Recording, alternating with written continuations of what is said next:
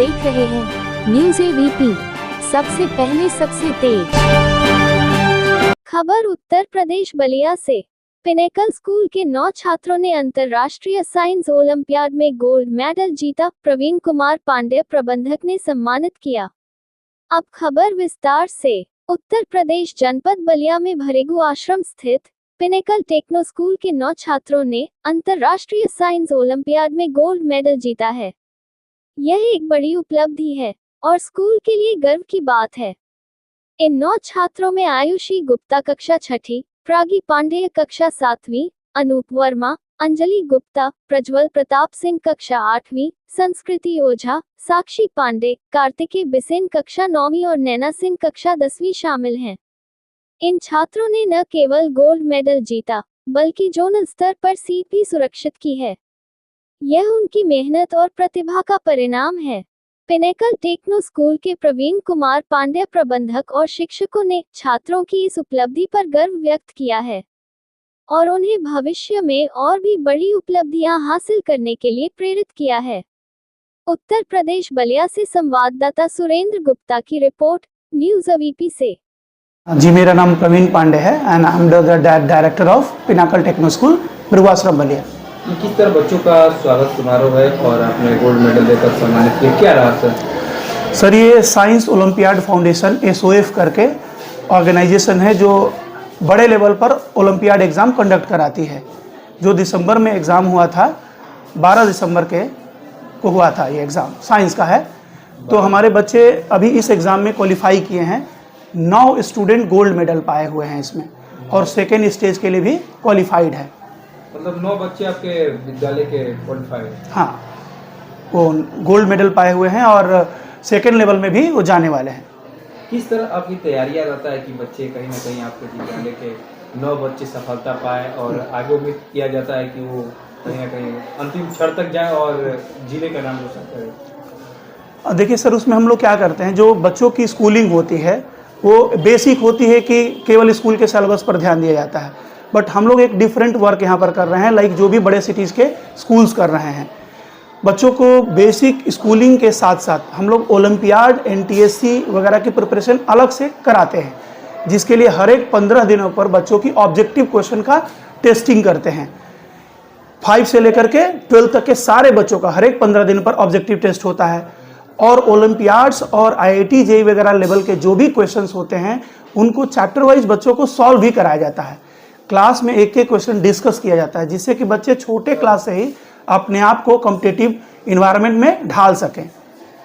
Sir, जिस तरह बात की जाए जनपद में एक अलग पहचान बनाता हुआ उभरता हुआ नजर आ रहा है, ताकि कितने आप लोग की मेहनत रहता है, कैसी टीम आप मतलब चयन किए हैं, जो कहीं ना कहीं हर चीज़ों को विधिवत बच्चों को किस तरह ट्रेनिंग देना है, बच्चों को गाइड किस तरह करना है, बच्चों को संस्कार की तरफ किस तरह, मतलब हर चीज़ आप लोग बच्चों को आप लोग प्रेरणा देते रहते हैं। ये कैसी आप लोग की व्यवस्थाएं हैं और कैसे आप लोग संचालन करते हैं? देखिए, इसमें करना क्या होता है कि मैक्सिमम स्टूडेंट्स जो होते हैं, अभी जो टाइम चल रहा है वो बुक्स से भाग रहे हैं और उसका एक बड़ा रीज़न ये है कि वो कम से कम समय में वीडियोस वगैरह यूट्यूब वगैरह देख करके चाहते हैं कि एग्ज़ाम को हम फाइनली पास कर लें।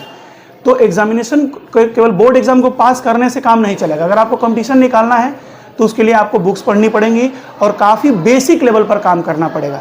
लाइक छोटे छोटे क्वेश्चंस, इवन नंबर अगर आप पढ़ रहे हो तो इवन नंबर के छोटे छोटे क्वेश्चंस काफ़ी डीप लेवल तक जा कर के समझना पड़ेगा। नंबर सिस्टम क्या है, फोर्स एग्जैक्टली क्या है, वो कैसे वर्क करता है, फ्रिक्शन कब हमारे मोशन का सपोर्ट करता है, कब अपोज करता है, ये सारी बातों को इन डेप्थ स्टडी करानी पड़ती है, जिसमें हमारे टीचर्स काफ़ी ट्रेंड होते हैं। अगर हम किसी नए भी टीचर को जोड़ते हैं तो जो सीनियर टीचर्स होते हैं उनको कुछ महीने पहले ट्रेन करते हैं कि how to teach and how to teach the in depth information, है ना, देना कैसे होता है। तब जाकर के बच्चे धीरे धीरे प्रिपेयर हो पाते हैं ओलंपियाड्स वगैरह के लिए। सर, लेकिन जिस तरह बात की जाए आधुनिक युग में बच्चे कहीं ना कहीं शिक्षा के क्षेत्र से मानते हैं कि भटक रहे हैं, ऑनलाइन दुनिया में प्रवेश कर चुके हैं, लाइब्रेरी तमाम खुलती जा रही हैं, बच्चे वहाँ पे जाते हैं, पता तो चलता है कि बच्चे लाइब्रेरी में जाते हैं, लेकिन ये नहीं पता है कि बच्चे लाइब्रेरी में क्या करते हैं। तो इस पर क्या आप अभिभावकों तक आपका संदेश रहेगा सर? नहीं, निश्चित रूप से देखिए, हम लोग टेक्निकल कोर्सेज के लिए बच्चों को जब प्रिपेयर करते हैं तो हम टेक्नोलॉजी का विरोध नहीं कर सकते हैं।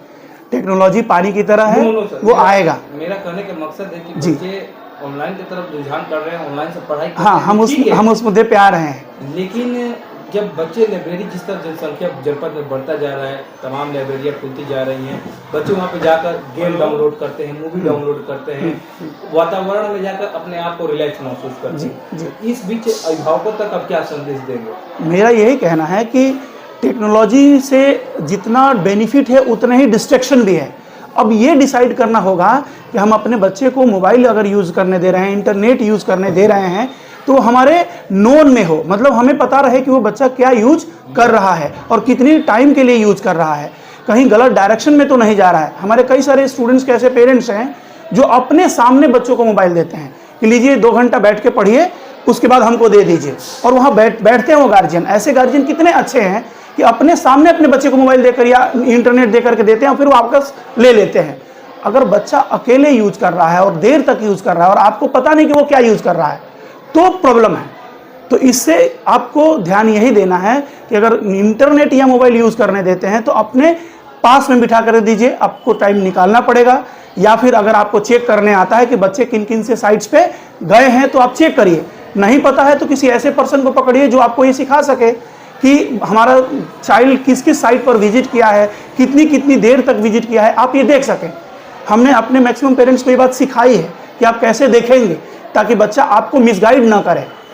और अगर किसी लाइब्रेरी में जा रहा हो तो लाइब्रेरी में इसी तरीके की लाइब्रेरी में भेजिए जहां पर इस बात का पूरा ख्याल रखा जाता है। केवल हम बिजनेस नहीं कर सकते उस लाइब्रेरी में। कुछ है अच्छे लाइब्रेरी जो लोग बच्चों को किसी दूसरे साइट पर विजिट नहीं करने देते, वो रन करते रहते हैं, देखते रहते हैं। हम अपने यहाँ खुद भी ये व्यवस्था प्रोवाइड कराते हैं।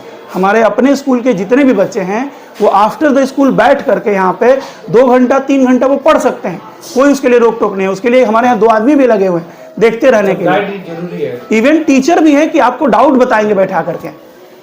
लेकिन सर अब लास्ट में एक सवाल आपसे बात करेंगे, जो भी बच्चे आपके 9 बच्चे गोल्ड मेडल पाए हैं और सेकंड चरण में प्रवेश कर चुके हैं, तो उनके उज्जवल भविष्य की कामना करते हुए आगे के लिए क्या शुभकामनाएं देंगे? बस हम यही कहेंगे कि ये बच्चे बलिया जैसे डिस्ट्रिक्ट में इस तरीके से मेहनत कर रहे हैं कि आने वाला समय जो है इस बलिया के बाकी बच्चों के लिए और इन बच्चों के लिए भी स्वर्णिम है। हम चाहते हैं कि बलिया को इस पोजीशन पर पहुंचाना है कि यहाँ के किसी भी छात्र को बाहर जाने की ज़रूरत ना पड़े, और इसी जगह से IIT और मेडिकल जैसे कंपटीशन में ढेर सारे रिजल्ट आए।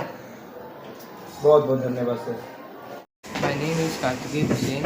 I studied in class 9 and I gave the exam of NSO Olympiad Science and I got the gold medal.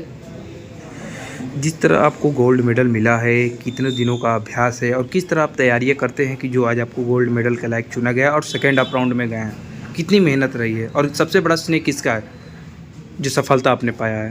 Sir मैं घर पे पढ़ता था अपना, और जो भी बुक्स थी उससे मॉड्यूल थे उससे मैंने तैयारी करी। प्रवीण सर ने पढ़ाया हम लोग को। प्रवीण सर ने पढ़ाया। तो कितनी मेहनत रहता है कि जो अब क्या रहेगा सेकेंड राउंड के लिए, किस तरह की तैयारी चल रहा है? नहीं सर, नॉर्मल अपना मॉड्यूल वगैरह जो है उससे हम क्वेश्चन जितने भी हैं वो बस प्रैक्टिस कर रहे हैं। मेरा नाम अंजलि गुप्ता है। मैं कक्षा 8 की छात्रा हूँ। मैं पिनाका टेक्नो स्कूल की छात्रा हूँ। मैं NSO साइंस ओलंपियाड में गोल्ड मेडल लाई हूँ।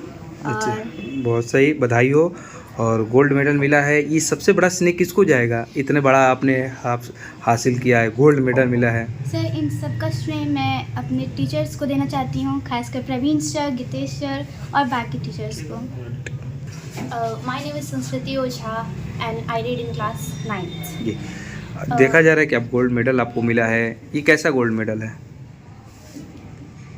ये कितना मेहनत अगर बात की जाए तो ज़्यादा मेहनत की ज़रूरत नहीं पड़ी। अगर हमें जो क्लास में जैसा पढ़ाया जाता है उसके हिसाब से हमने दिया था एग्ज़ाम और क्वालिफाई कर लिया। और जैसे मॉड्यूल्स और हमारे जो मॉड्यूल्स होते हैं उसमें भी हाई लेवल के क्वेश्चंस होते हैं, तो उनको प्रैक्टिस करते हैं हम लोग। तो उससे हमने सारे जो भी क्वेश्चंस थे वैसे ही आए थे, सेम 1-2 क्वेश्चन थे जो थर्ड। अब आगे क्या रणनीति रहेगा? सेकेंड फेज में आप लोग चली गई हैं, फिर एग्ज़ाम होगा सेकेंड फेज के लिए। हाँ, जैसे तैयारी कर रहे हैं वैसे ही करते रहेंगे, आगे देखते हैं क्या होता है। Myself Naina Singh. I studied in class 10th in Pinnacle Techno School and I gave this NSO Science Olympiad and I won the gold medal. ये गोल्ड मेडल का सबसे बड़ा स्नेह किसको जाएगा?